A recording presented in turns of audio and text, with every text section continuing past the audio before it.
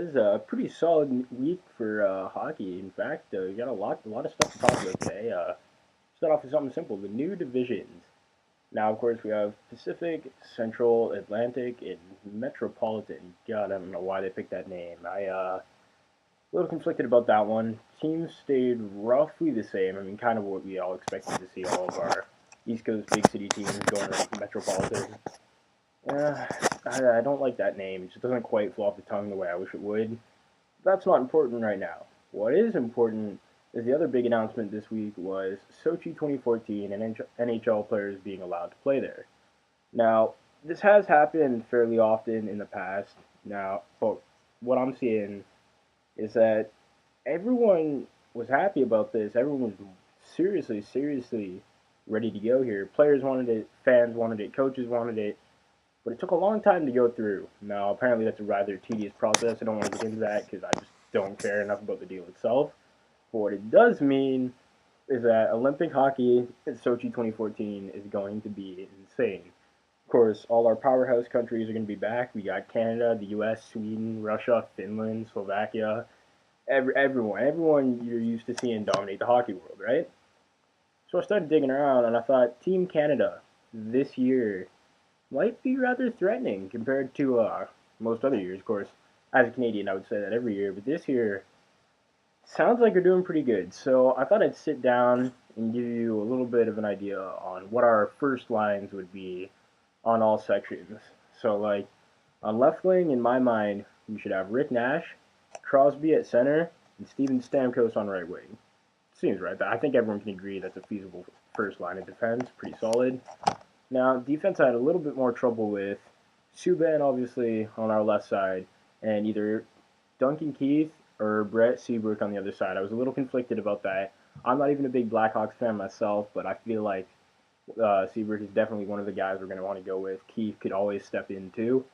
Now, goaltenders. This is what is causing so much controversy going on everywhere now.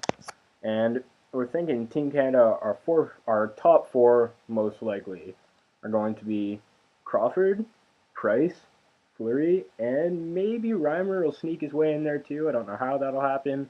Luongo is still in there, but kind of up in the air, so we're gonna have to see how that works out. And of course, this year, provided our first line offense is solid, other lines could be filled out with combinations from Getzlav, Bergeron, Jared Stahl, Claude Giroux, Jonathan Tavares, Taylor Hall, possibly even Nugent Hopkins in there too. Defense, we could always have Drew Doughty, Shea Weber, Chris Letang, Mark Stahl, guys like that. The guys we know can perform for us. Corey Perry may be slipping into our lineup somewhere, we don't know.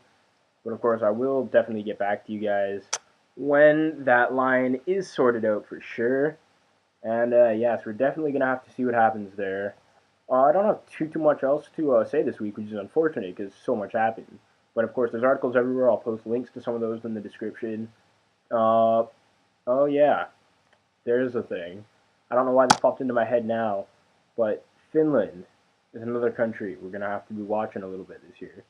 I'm not seeing too much for offense or defense from them. Of course, Teemu Selanne may be coming back. We think that's gonna happen, but goal that worries me a little bit. Antti Niemi and Tuukka Rask, both goalies we know have playoff experience.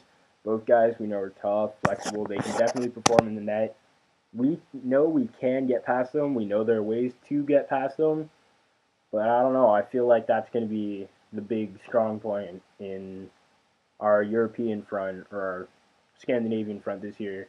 Finland's goaltenders. So watch that. Like I said, I'll get back to you guys when we get a further confirmation about Team Canada, who's going to be playing on it, who our sidelines or our secondaries are going to be.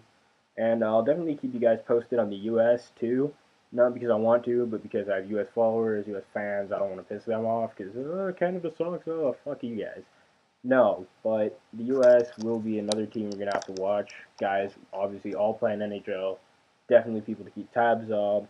Tabs on. What am I talking about? Keep tabs on, and I will get back to you guys later. I don't know. Keep your head up.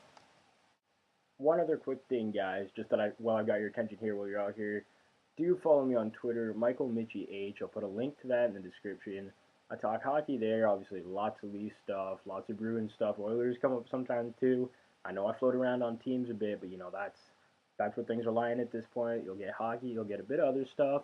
It'll also help you keep track of this move if you're interested. So to give you guys a better idea on our timeline on how we're gonna get all this sorted out, when we'll be back in our proper studio, and hopefully it'll be a good source of information to you guys just to keep you all up to date. So click that follow button and stick around.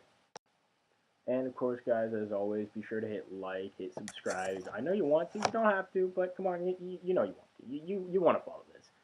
Anyway, keep subscribe, keep in touch, keep up with the channel. Future hockey updates.